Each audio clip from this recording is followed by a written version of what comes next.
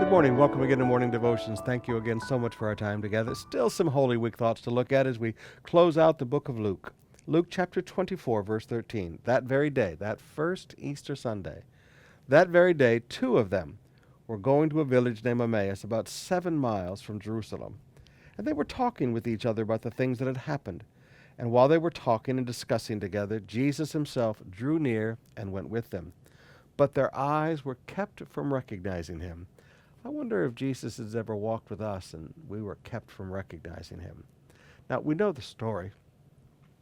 They tell Jesus what's been going on, and the Bible says that Jesus gave them a great lesson of Christology. He opened the scriptures from Genesis to Malachi and taught them all about the Messiah. But I want you to notice one little phrase here. Verse 22, moreover, some women of our company amazed us. They were at the tomb early in the morning. We never know these men's names, but here are no name nobodies that were part of Jesus' disciples. They weren't part of the 12. They had been there during all of the crucifixion. They'd been there during all of the resurrection. I mean, they'd been there through the whole revival week during the first Holy Week, and they were close. They were close enough to the inner circle of the apostles that they were there when the women came from the tomb. Our women from our company.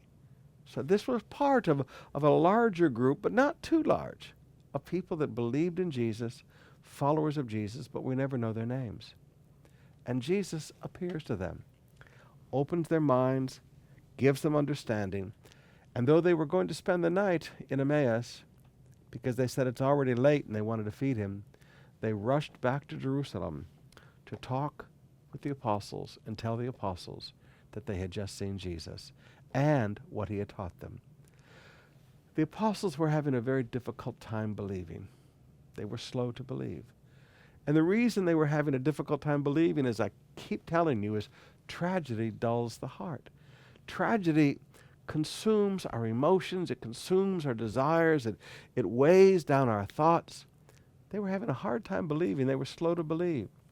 So Jesus takes a group of men that we never know their names, but they were close, and he teaches them.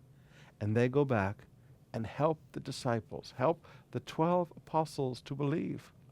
Now, when you think of that, you think of all the work that the apostles accomplished.